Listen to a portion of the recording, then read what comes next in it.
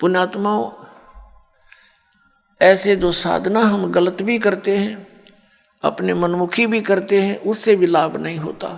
तो संत के वचन में शक्ति होती है और उस शक्ति से ही वो शब्द आपके अंदर काम करता है। जैसे जो औषधि होती है, इंजेक्शन के माध्यम से शरीर में प्रवेश कर दी जाती है तो वह काम करेगी, और बगैर सिरंज के वह अंदर नहीं जा सकती। तो ये समझो कि संत की वाणी सिरंज होती है, वो आपके अंतःकरण में इस मंत्र को प्रवेश करती है, फिर वो मंत्र आपके यहाँ कार्य करता है। इन्हीं मंत्रों को अन्य आदमी देता रहेगा, कोई लाभ नहीं होगा, अधिकारी है ही नहीं वो उसको देने का। तो इस प्रकार संत वचन की शक्ति से आपके अंदर भक्ति प्रवेश करते हैं, और फिर इस सत्संग के माध्यम से ये वाणी, अमर वाणी जो महापुरुषों ने बोली थी, उस वाणी को अधिकारी बोलता है तो वो आपके ऊपर असर करती है। वो ऐसे असर करती है जैसे किसी को सर्प डस जाता है, और उस सर्प के विष उतारने का एक मंत्र बोलता है गारडू, वो सपेरा। तो उस समय वो व्यक्ति मूर्छित पड़ा होता है जिसको सर्प ने काट रखा है, उसको पता ही नहीं ये बोलने वाला क्या वाणी बोल रहा है, और उसको बार बार उच्चारण करने से कुछ समय के बाद उसमें हलचल होती है, विष उतर जाता है,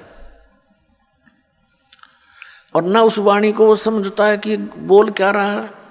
तो पुण्यात्माओं, ठीक इसी प्रकार हमारे अंतःकरण, हमारी आत्मा पर पाप कर्मों का विष चढ़ा हुआ है।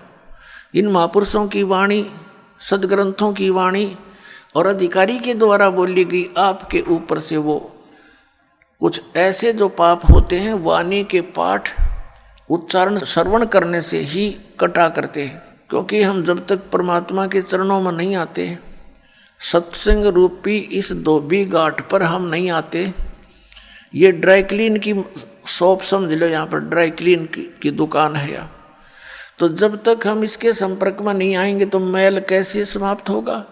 मैल समाप्त हुए बिना उज्जवल कपड़ा कैसे होगा?